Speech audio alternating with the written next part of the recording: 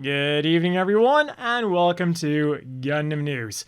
And you might have noticed that I skipped last week, and well, that is not because I didn't have time or something came in between or something. It was very simply because there wasn't any news to talk about.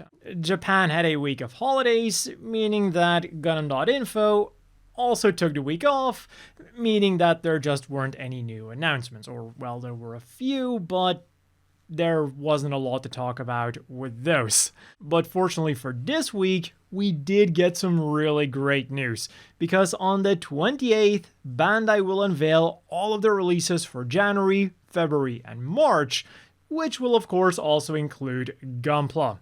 So first, let's go over what we already know for this. In terms of regular releases, they have already shown off the high-grade Zagok, high-grade Psycho Gundam Mark II, and Figurized Standard Puru 2, so I'm pretty sure that they're going to be included in this announcement. But the big question then of course is, what other releases will we be getting?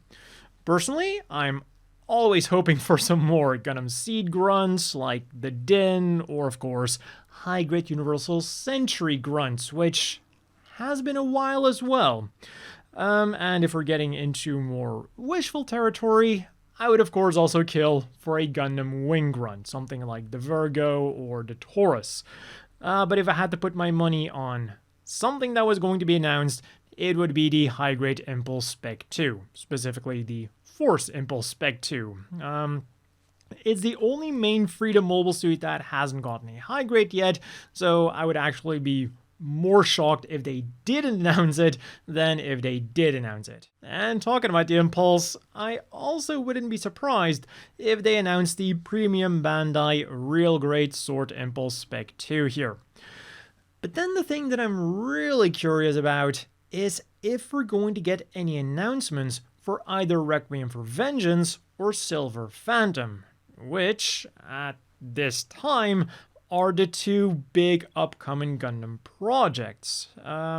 Personally, I think that for Silver Phantom, we're at most going to see some Premium Bandai releases, and for Requiem for Vengeance, I think maybe like one kit like the Goof, but I also wouldn't be surprised if they wait a bit, simply to see how the already announced high grades are going to sell, because, you know, they are quite different, distinct, unique looking model kits, so again, I would not be surprised if they want to see how those do first before committing to more model kits for the line.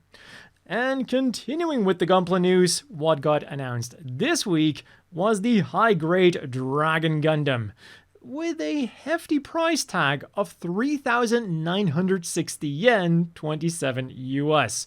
But for this price tag, we are getting quite a lot of accessories, which even includes a full-on action base. And the other accessories are 6 Phalon flags, for which we get 6 flag beam effect parts and 3 spear effect parts, extension parts for the arms, an effect part for the Shin Ryusei Kochoken, and a model kit exclusive effect part to be used with that Shin Ryusei Kochoken effect part to create an even more powerful feeling. Now we just need a high-grade Bolt Gundam, and we will have the full Shuffle Alliance. And hey, maybe after that, we will finally get the remaining Gundam X-Main Gundams. Probably not, they'll probably go for something like the Spiegel Gundam. But one can hope. And for the figures, we also got some news this week, because Tamashii Nations will be holding the Tamashii Nation 2024 event in Akihabara from November the 15th until the 17th.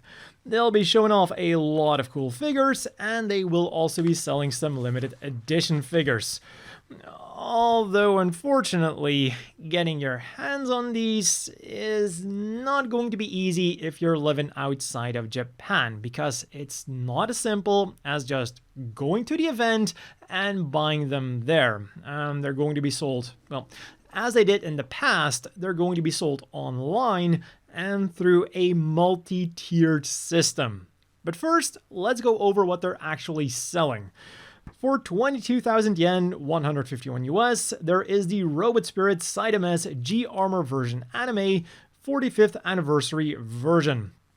This set takes the previously released G Armor and RX-78-2 figures and adds a bunch of really cool extras to it.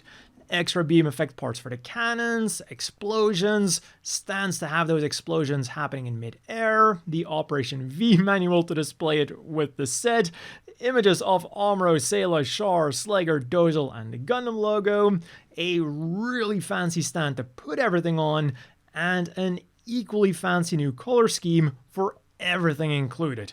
Like, I really like the saturated look of the colors combined with the markings in gold and red.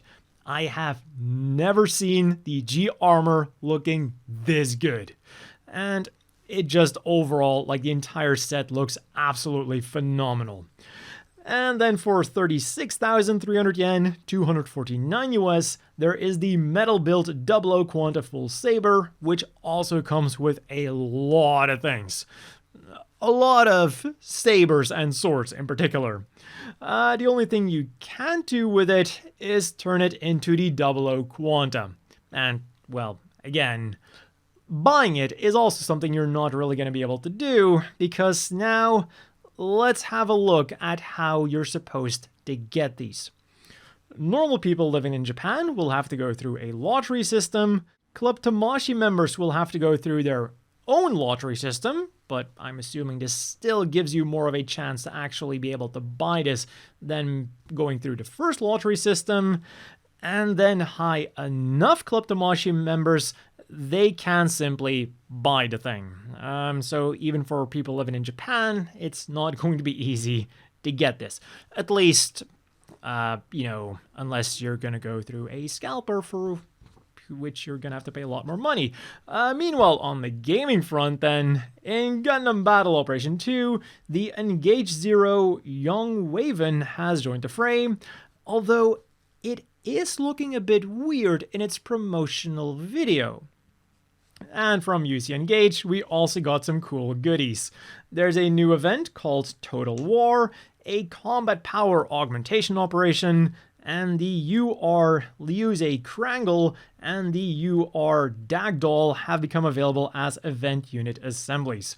And what immediately caught my attention about the Dagdoll, other than its pretty unique name, is that it's described as a Gameok series mobile suit developed during the Hamon War. And now, I don't know if this is just me, but this is the first time that I've ever seen the first Neo-Zeon War being described as the Hamon War. So I don't know if I've just never noticed this, or if it's maybe something more common in the Japanese fandom. But anyways, in other news, until August the 31st, Gundam is holding the Edo Gunpla Festival 2024 at the Edo Wonderland Amusement Park in Nikko, and features awesome things like a 1/12 scale Mushi Gundam and Gunpla kits being on sale there. And Gundam also collaborated with Coin Parking Delivery, which is like an initiative for young artists to have their art displayed, and it includes a Gundam art piece called Play Is Not Evil. It features the mascot of the event popping out of a Gunpla box, and it was displayed at the Makuhari Messe Central Plaza from the 16th to the 18th, and it will be displayed again at the Toyosuna Umikaze Plaza from the 24th to the 25th.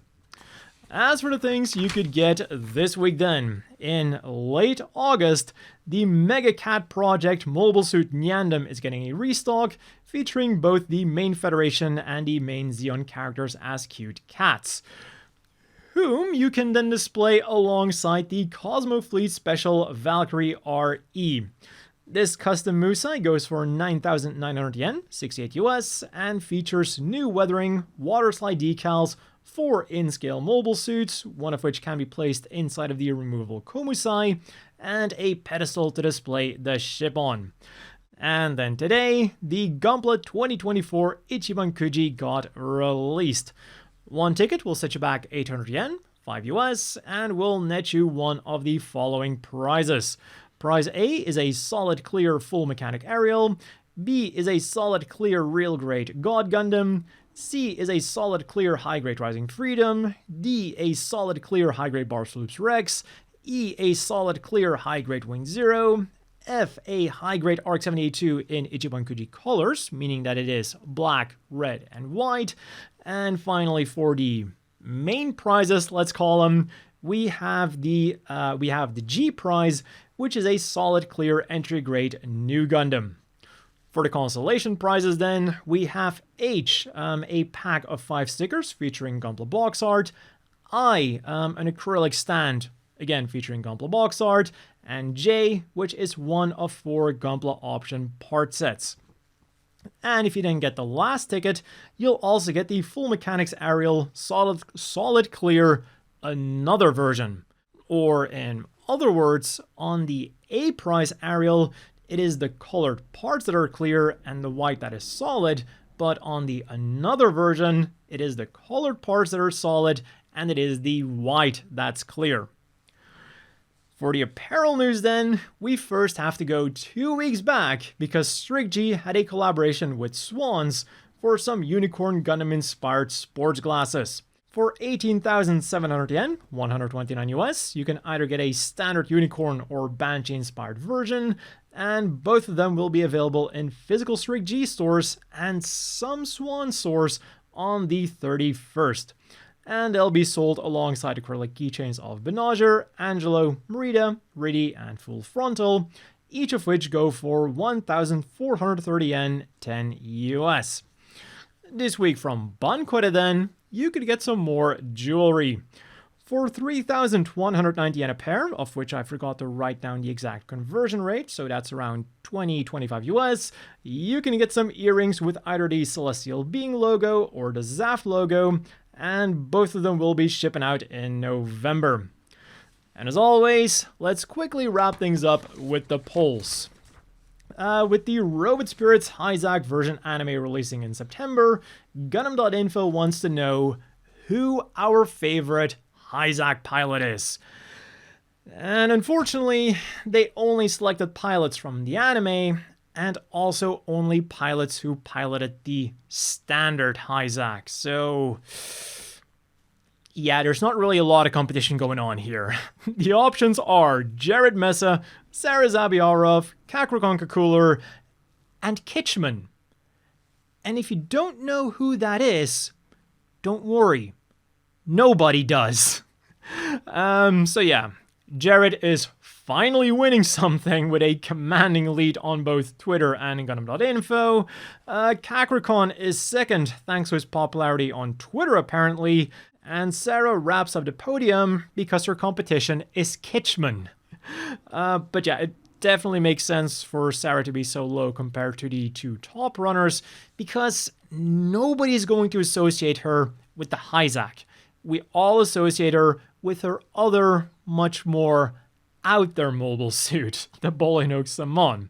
So for some other really cool Hizack pilots, I would first like to introduce you to Carl Matsubara, who piloted a pre-production version, and then Danica Maguire, who piloted the Keranos version. They probably wouldn't beat Jared, but I'm positive they would have done better than Kitchman.